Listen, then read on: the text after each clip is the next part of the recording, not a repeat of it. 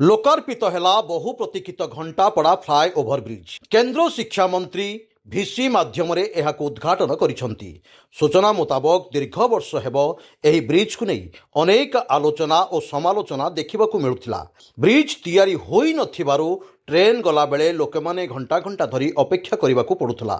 एपरिकी बहु समय रोगींकर आंबुलांस और दमकल गाड़ी मध्य अटकी रोथुवार देखा मिलुथिला, जहाकु नहीं स्थानीय अंचल में बहु वर्ष हेब एक फ्लाईओवर ब्रिज डिमांड होई आसुथिला। किंतु ओडिशा रे सरकार परिवर्तन परे गोटिए वर्ष भितर एही ब्रिज लोक मानक उद्देश्य रे लोकार्पित होईछि। वर्तमान एही अंचल रे खुशीर लहरी खेली जाइछि।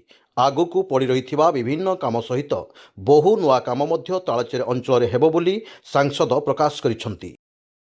उद्घाटित है माननीय केंद्र मंत्री धर्मेंद्र प्रधान 2014 रे मंत्री हवा परठारु केवल तालचेर नुहे, केवल आम जिला बा आम पार्लियामेंट नुहे, सारा ओडिशार सबु जिल्ला रे केमिति वास्तव उन्नति हो पारिबो सेति बहुत योजना करिसेंती।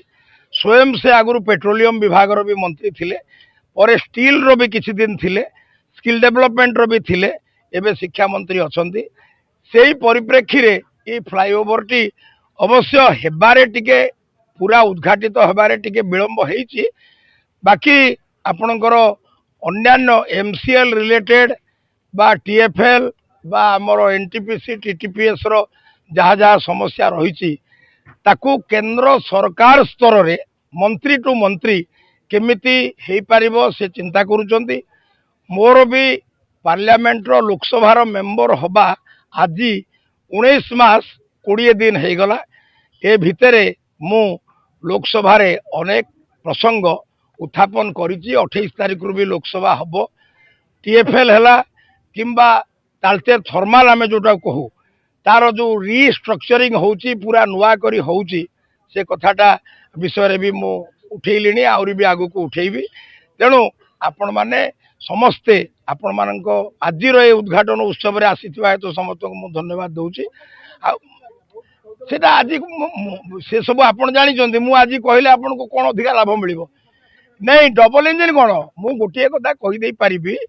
ओडिसा रे जो सरकार 19 मास 20 दिन पूर्व थिले से माने बुद्धिमत्तार सहित किसी विचार करती ना, तांकर हृदय नाही। से बिजू बाबू को पुओ को आनिक आमे बसैथिलु, सी दुर्नीतिग्रस्त उच्च अधिकारी मानक कबल रे कबलित। तेणु यही कारण विलंब हेबे। अनुगुल बंरपाड़ सुब्रत नायक रिपोर्ट, स्वतंत्र ओडिशा लाइव।